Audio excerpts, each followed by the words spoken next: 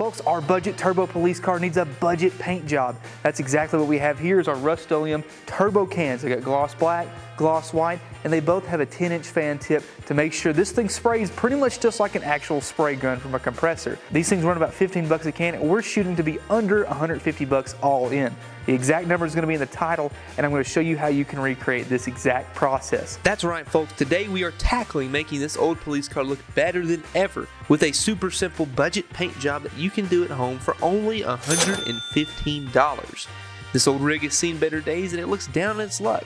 But that won't stop us from changing this car from looking like this to this.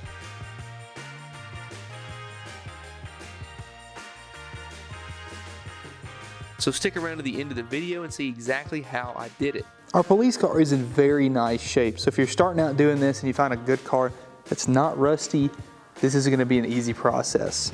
Don't have a whole lot of rust to deal with. Only real issues we have is mainly the roof. We've got some pretty big scaling right here we're going to have to get rid of, and there's a giant dent. Looks like somebody stood on top of the roof. We'll have to get out.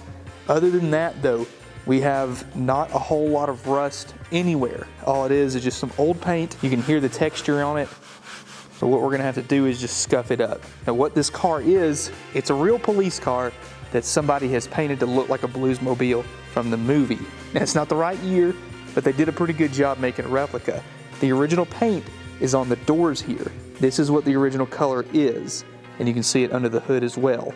The black was added later.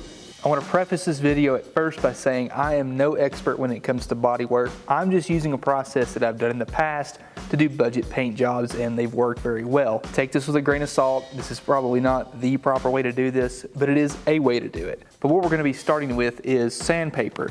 And what I have here is 220, and then we're going to go to 400, and then we're going to use this scuff pad just in case we have any like spots that might need touching up.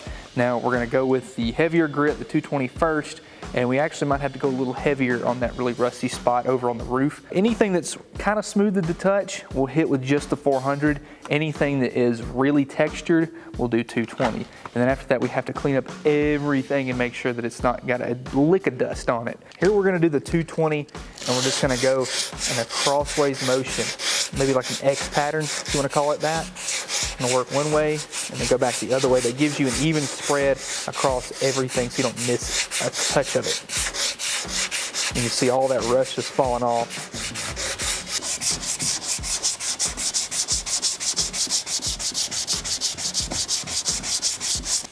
Oh yeah, that's way better. Still a little texture that we can get out, and if there's any kind of like heavy spots, the 400 grit will really take that down, but that is way better than what it was. Got a lot of the heavy rust taken off already, but this dip right here in the roof is driving me nuts. And before we sand anymore, we gotta fix it. So I'm gonna see if I can just kind of push it back out.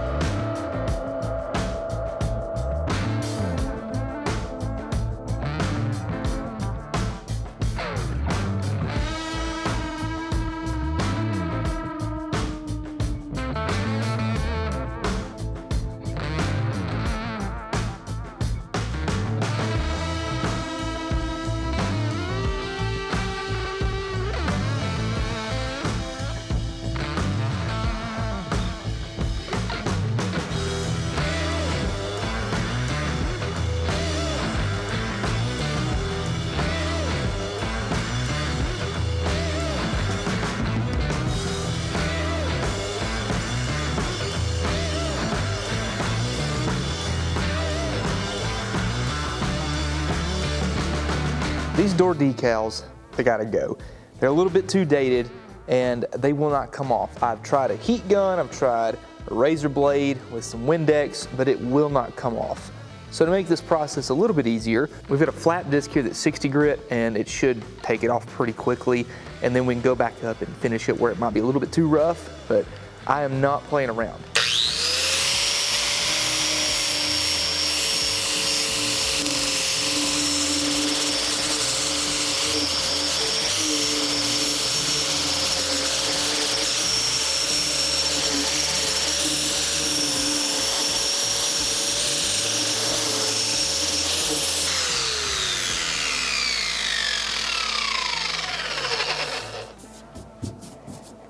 All right, folks, check this out. We have completely sanded everything. Everything is pretty much smooth. I found all the spots that I wanted to fix, and they're fixed. Any place that ended up being bare metal, I went over with a self-etching primer, sanded that to 400 grit, and then did a filler / sandable primer, 400 grit on top of that, and everything is fairly smooth now. Any kind of spot that you saw that might have been bare metal should be covered at this point. So the car is straight as an arrow. I mean, it may not come out exactly perfect, but for what we did, it looks very good. Problem is right now it's covered in dust. We had to back it outside so we can wash it, get all that dust off of there, let it dry properly, get all the water that could possibly be here out of the way. And then once we do that, we should be ready to paint. So let's do a quick wash, get all the dust off, and ready to go.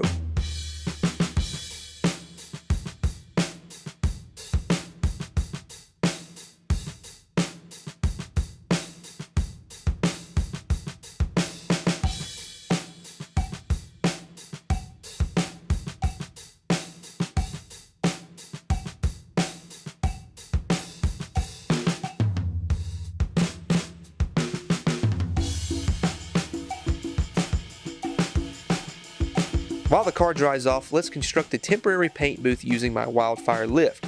This can be achieved with a carport, a large tent, in your garage, or even outside, so don't think a lift is a necessary tool for the job. Our goal is to just eliminate any overspray throughout the shop on any other cars or on the floor. I got these plastic drop cloths to construct the walls, and I taped them to PVC pipes I had left over from building the shop. After finishing the walls, I needed to seal off the floor and roof. This was achieved with the cheapest tarps I could find, so camo will do the trick.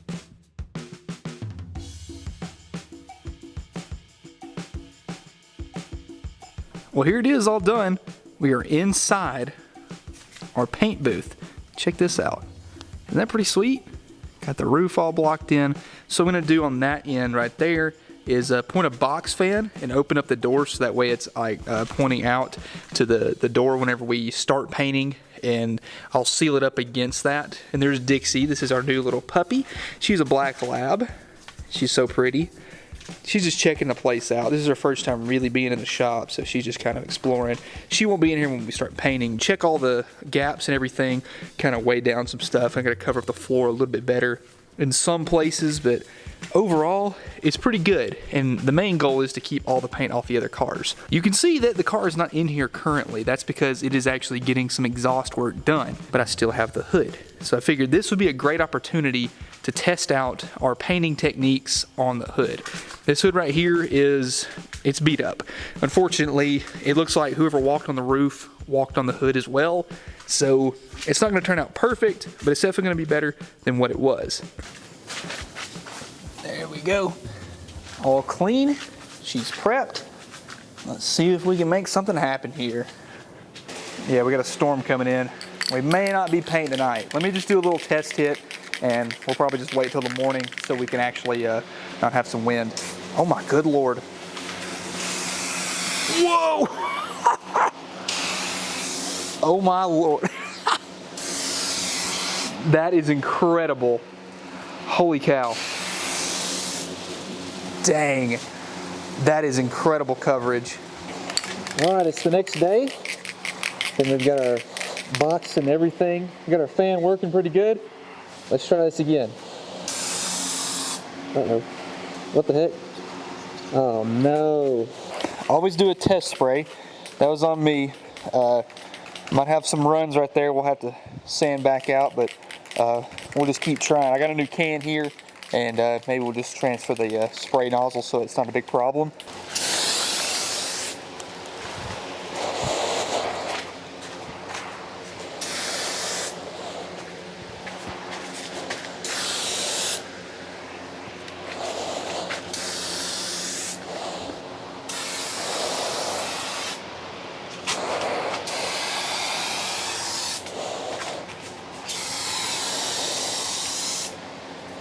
Now we're getting somewhere.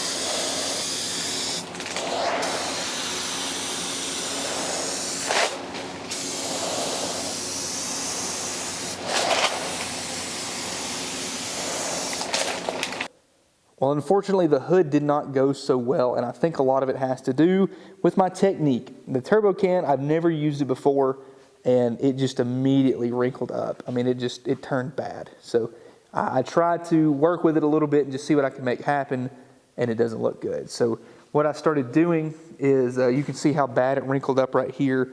I started to just sand this back out and start fresh. So we'll just completely start over. Get it back down real smooth. But luckily we have a good base coat, so we can paint on top of that and use that again. I was trying to do test spots with that clear coat, and you can see that just immediately wrinkled up.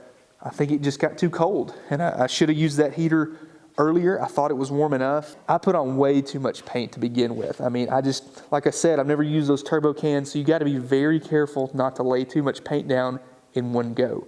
So it's a learning process, but that's why we started with the hood, so we could figure out what we needed to do. But it is what it is, guys. We'll just do this another time and fix that. Let's start with the car. The main goal when masking off a car is to make sure paint doesn't get where it shouldn't be. I start off by taping my outer trim first to ensure proper coverage. After that, I go with newspaper pages and I cover everything to the best of my ability. And I was able to go to our local newspaper and pick up a couple stacks of old copies for completely free. This was more than enough to do the whole car. Just make sure that any gaps are covered so no paint sneaks its way past.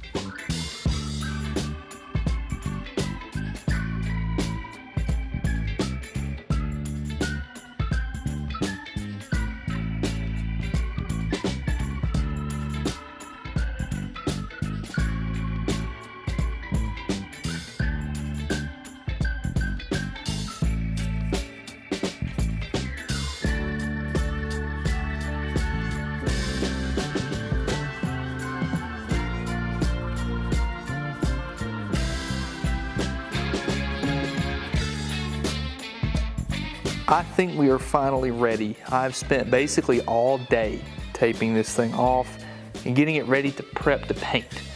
It's been a long day, I'll just tell you that much.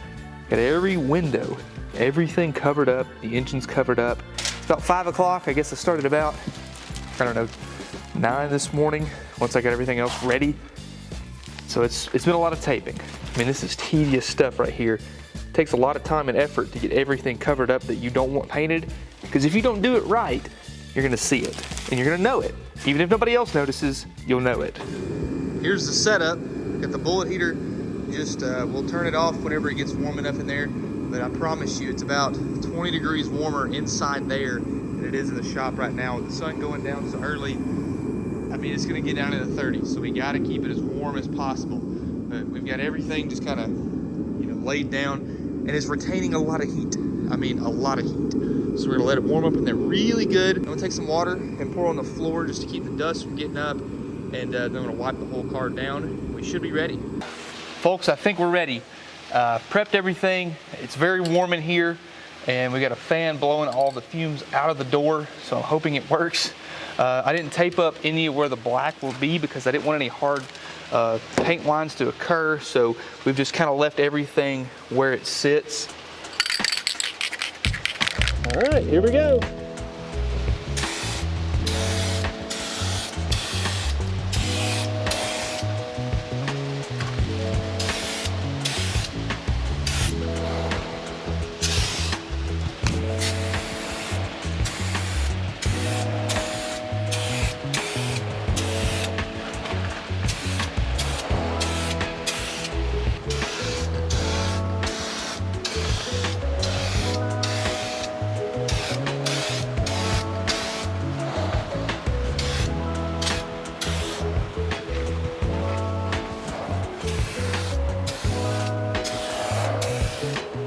Based on the instructions, we're looking for about 50% coverage on the first coat, and then do kind of light, even coats from that point on. So that's exactly what we're gonna do. Just gonna be sparing with it. Don't go too much, don't go too crazy.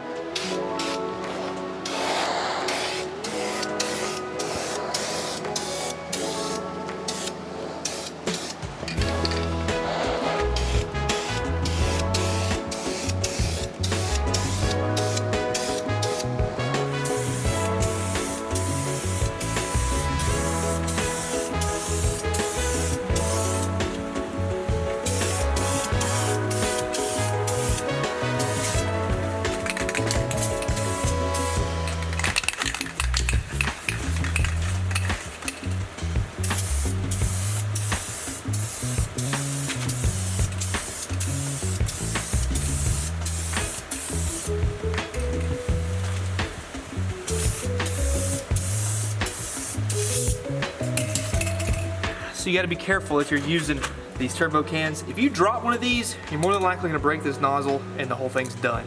I actually broke the plastic tube that supplies the nozzle here. And once you do that, the can's wasted. So I did that on my other white can, so I had to go buy a regular can of gloss. And they spray very nicely.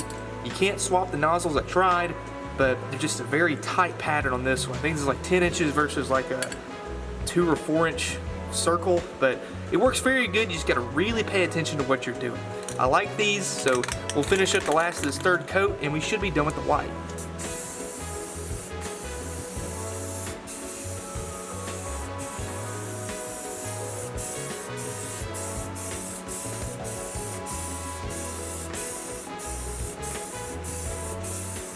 There's the white done. Check out that reflection in there. That's just no light at all. Man, that's gonna look good. The gloss really accentuates how beat up the roof is, but at least it looks even, and I think it'll be all right for what we're doing. I mean, we're gonna put a light across the roof anyway, so it's okay. I can't wait to see this thing outside, man. That looks really good. That reflection turned out much nicer than I expected. Look at that big dent. It's all right though, I'm not too worried about it, but I mean, the gloss looks really good, really good. And check out the door. Can't really see the reflection too good in the door. There you go. You can kind of see it right there.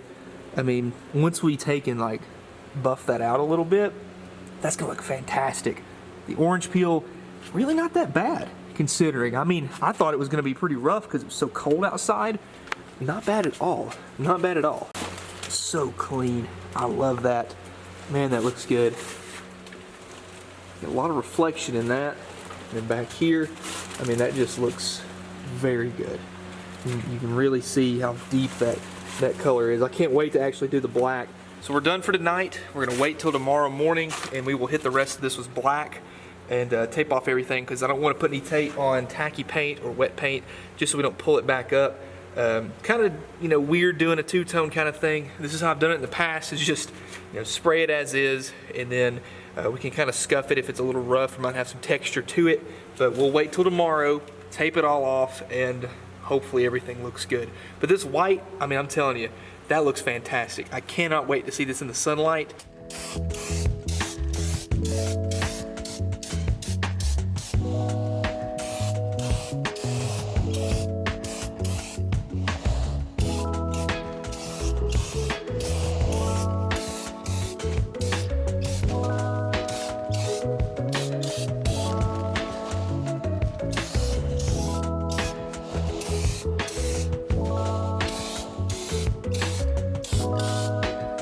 Nice.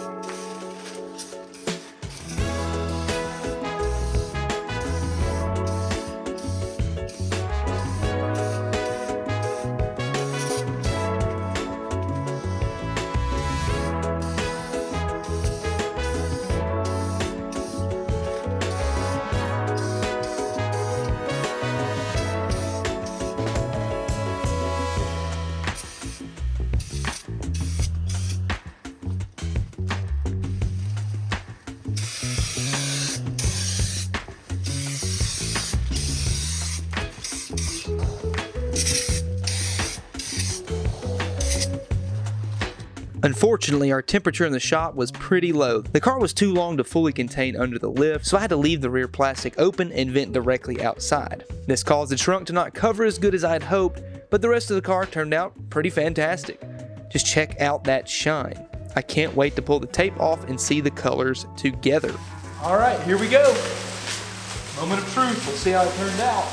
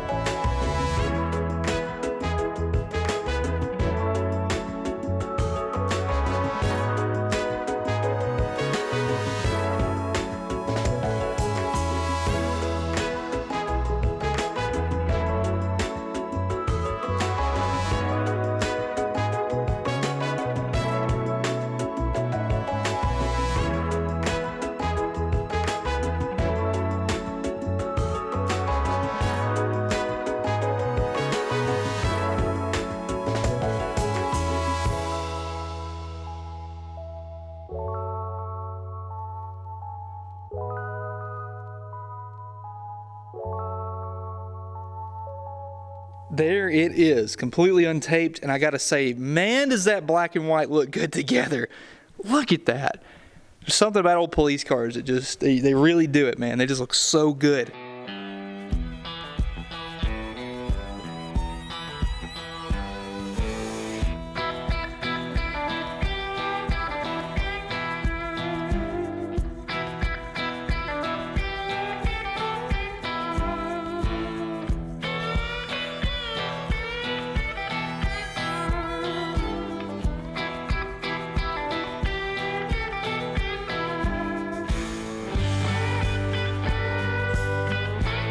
Folks, there it is, and man, does it look good.